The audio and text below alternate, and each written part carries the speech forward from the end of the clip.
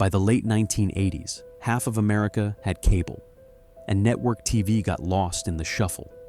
The made-for-TV movie, once a weeknight ritual, was fading fast. But before it vanished, the decade left behind some eerie relics: buried thrillers, supernatural one-offs, and broadcasts that barely survived the switch to cable. These are the forgotten horror movies that aired once and never stood a chance to be seen again. 1989's The Woman in Black aired on ITV and begins with the kind of ghost story that feels like it's been waiting centuries to be told. On a fog-soaked stretch of English coast, a young solicitor named Arthur Kidd arrives to settle an old estate and finds himself haunted by a presence that doesn't forgive or forget. The house is a tomb of memories, a locked nursery, a child's toy soldier, and a mourning figure who appears whenever death is near. Starring Adrian Rollins and directed by Herbert Wise, it's an eerie, beautifully restrained piece of Gothic television, one that ends not with a jump, but a slow, inevitable collapse into tragedy.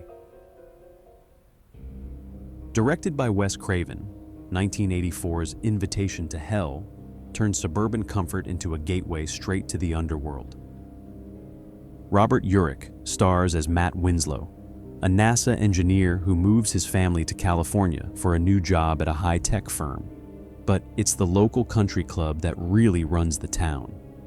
The mysterious club director, Jessica Jones, played by soap opera legend Susan Lucci, promises luxury, status, and something far more eternal.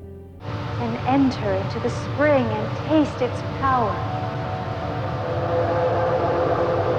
When Matt's wife and kids join, they come back changed, colder, eerily obedient, not quite themselves. What begins as neighborhood pressure spirals into a full-blown sci-fi nightmare, complete with a heat-resistant spacesuit and a trip through the gates of hell. Airing on CBS in 1983, the haunting passion blurs the line between romance and possession. Jane Seymour stars as Julie Evans, a woman trying to rebuild her marriage after moving into a new home with her husband, played by Gerald McRaney. But the house seems to remember someone else, a former lover who died violently and refuses to let go. Honey, I'm downstairs.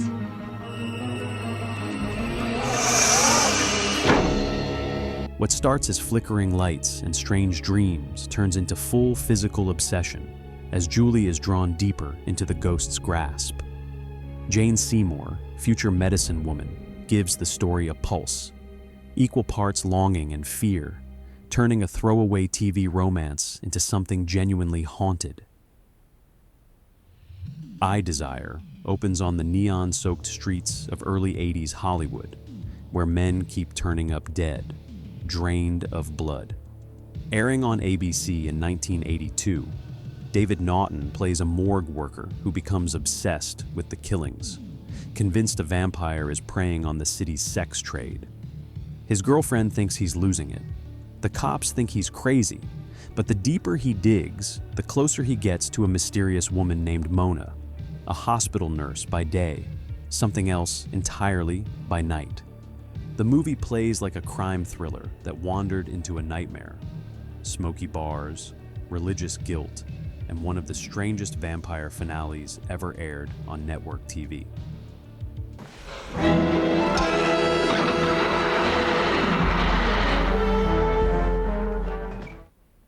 Airing on ABC in 1983, The Day After wasn't traditional horror, but it terrified an entire country.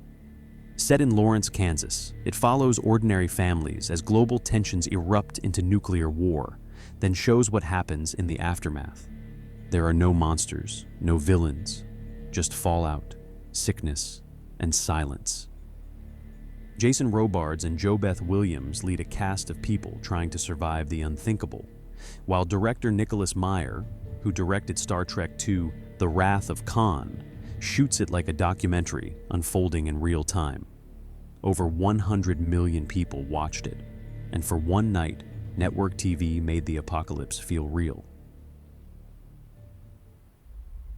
Airing on CBS in 1982, Mazes and Monsters is a weird little slice of early 80s paranoia. The kind of movie that thought Dungeons and Dragons might actually drive kids insane. A very young Tom Hanks, in his first leading role, stars as a college gamer who takes his fantasy role a little too seriously, blurring the line between the dungeon and the real world.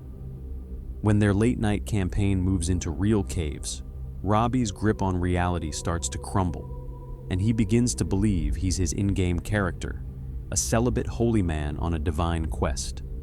His delusions eventually lead him to New York City, and dangerously high above it, convinced he can cast a spell to fly. What's left is part cautionary tale, part unintentional comedy, and a perfect time capsule about the power of imagination.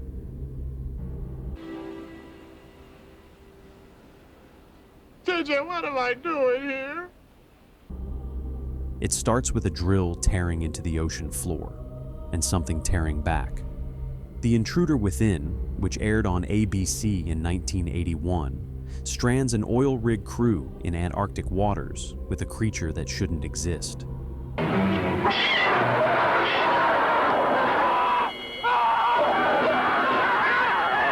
What crawls out isn't just a monster, but a parasite that mutates and mimics, spreading panic through the steel corridors above the sea. Chad Everett leads a cast trapped between science and survival as the isolation tightens and trust collapses. It's chilly, claustrophobic, and surprisingly vicious. A TV movie that feels like The Thing's broadcast-era cousin. Airing on NBC in 1988, The People Across the Lake starts like a family drama and ends like a nightmare. Valerie Harper and Gerald McRaney play a couple who move their kids to a peaceful lakeside town, only to find a body floating in the water days after they arrive. The neighbors seem kind, maybe too kind, and every answer they give feels rehearsed. What starts as a light mystery turns into something darker, as the family uncovers a community built on ritual and denial. It's part psychological thriller, part black comedy, the kind of story where paranoia starts to feel like good common sense. It opens like a glossy TV romance and ends with a coven. Bay Cove, which aired on NBC in 1987, follows Pamela Sue Martin and Tim Matheson as a young couple who move to a seaside village that seems too perfect to be real. The neighbors are friendly, the homes are charming, and everyone seems eager for them to stay forever. But when odd symbols appear and people start acting strange, she discovers the town's history runs straight through witchcraft and sacrifice. Co-starring Woody Harrelson and Barbara Billingsley, it's a strange mix of coastal mystery and satanic paranoia. A Lifetime movie that accidentally wandered into horror.